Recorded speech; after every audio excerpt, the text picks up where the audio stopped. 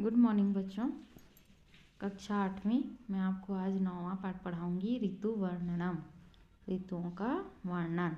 ठीक है, इसको आप लोग देखिए और मैं अर्थ बताते जाऊंगी, आप बुक कॉपी में उसको लिख लेना। ठीक है, बुक का मैं पूरा पढ़ा दे रही हूँ पाठ को, अगले दिन क्वेश्चन आंसर बता दूँगी। अस्माकं देशे षड् ऋतवः भवन्ति, हमारे देश में 6 ऋतुएँ होते हैं। ते इमे उनमें से बसंत, ग्रीष्म, वर्षा, शरद, हेमंत, शिशिराश्च, उनमें बसंत, ग्रीष्म, वर्षा, शरद और हेमंत और शिशिर हैं। एतेषु बसंतः ऋतुराजः इति कथ्यते, इनमें से बसंत ऋतुओं का राजा कहलाता है। अस्यागमः माघ शुक्ल पंचम्या तिथो भवति, इसका आगमन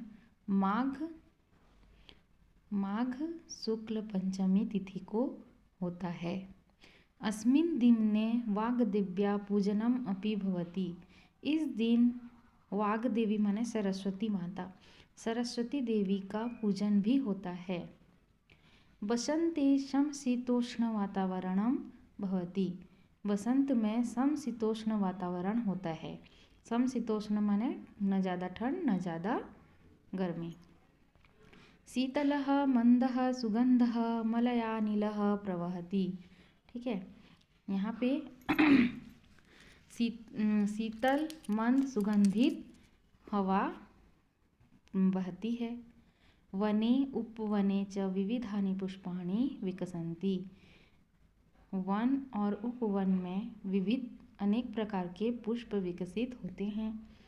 पीकाः कूजन्ति, पीका माने कोयल, कोयल गूंजते हैं या फिर चहचहाते हैं। वनचरा नभचरा प्रमुदिता भवन्ति, वनचर और नभचर प्रमुदित होते हैं। वृक्षा नवपल्लवानि धारयन्ति, वृक्ष नए पत्तों को धारण करते हैं। आम वृक्षा मंजरी भी अति शोभन्ते, आम वृक्ष की मंजरी जिसको हम बौर बोलते हैं ना, आम वृक्षों की मंजरी अति शोभित होते हैं। बसंते गते ग्रीष्मः आगच्छति, बसंत के जाने के बाद ग्रीष्म आता है।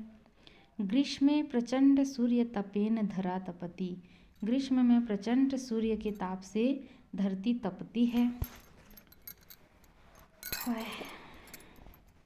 प्रचंड घर्मोष्मणाम रोगकारकम विषम स्वेद बिंदुरूपेण शरीरात बहि निर्गच्छति, प्रचंड गर्मी के कारण रोगकारक विषम मतलब जो स्वेद माने होता है पसीना, ठीक है, रोग कारक और विष के रूप में विष जो होता है हमारे शरीर का, जो पसीना होता है वह रोग कारक मतलब जो रोग को का जहर, मतलब रोग का जहर, मतलब यहाँ पे है प्रचंड गर्मी में पसीना बिंदु के रूप में शरीर से बाहर निकलता है।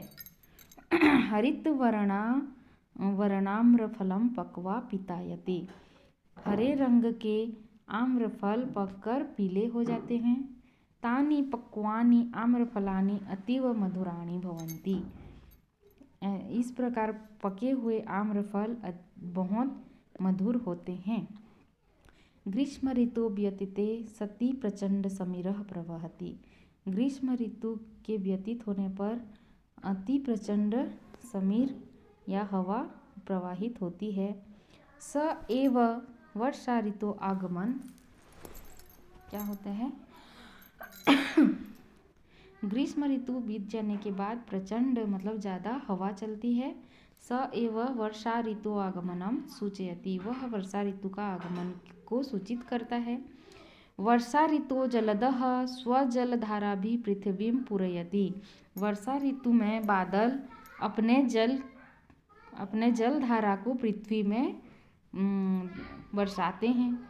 कृषकाः कृषि भूमिं हलेन कर्षन्ति बीजम वपन्ति च, किसान कृषि भूमि को हल से जोतते हैं और बीज को रोपते हैं। अतिवृष्ट्या नद्यः जलेन परिपूर्णाः भवन्ति। अधिक वर्षा के कारण नदी जल भर जाते हैं। ततः शरदः ऋतु आयाति। उसके बाद शरद ऋतु आता है। चंद्रस्य धवलो ज्योत्स्नया संपूर्ण धरा जलमेव आभाति। चांद के धवल माने होता है सफ़ेद, सफ़ेद चांदनी के कारण पूरी पृथ्वी जलमग्न ऐसी प्रतीत होती है। ठीक है, जान रहे हो ना शरद पूर्णिमा के दिन शरदी संपूर्ण भारतीय उत्सवेषु निमग्ना प्रतीयन्ते। शरद में सभी भारतीय उत्सव में निमग्न प्रतीत होते हैं। शरद अन्ते हेमन्तः आगच्छति। शरद के अंत में हेमंत आता है। हेमन्ते वयं महत् शीतम् अनुभवामः। हेमंत में हम बहुत ठंडे का अनुभव करते हैं। जनाः ऊर्णवस्त्राणि धारयन्ति। लोग ऊनी वस्त्र धारण करते हैं। दिवसः लघु निशा च दीर्घा भवति। दिन छोटे और रात बड़े होते हैं। अस्मिन् काले तण्डुलयुक्ता शालयः कनकप्रभा इव दृश्यन्ते। इस काल में चावल युक्त जो बाली है वह कनक प्रभा मतलब सोने के जैसे दिखाई देती है। सुनाई दिया, मतलब समझ में आया। धान की बाली के बारे में बताया गया है। शिशिर समापनावसरे ततः शिशिरः आयाति। उसके बाद शिशिर आता है। शिशिरे शीता पवनाः वहन्ति। शिशिर में ठंडी हवाएं चलती हैं। वृक्षाणां पत्राणि जीर्णानि भूत्वा पृथिव्यां पतन्ति। वृक्षों के पत्र पुराने होकर पृथ्वी में गिरते हैं। शिशिरः समापनावसरे जनाः वसन्तगमनस्य प्रफुल्लतायां पीतवस्त्राणि धारयित्वा हर्षम् अनुभवन्ति। शिशिर के समापन के अवसर में लोग बसंत आगमन के समय प्रफुल्लित होकर पीले वस्त्र धारण करके हर्ष का अनुभव करते हैं। ठीक है, ये हो गया इस पाठ का अनुवाद। नेक्स्ट क्लास में मैं आपको प्रश्न उत्तर बताऊंगी। अभी इसका अर्थ लिख लेना।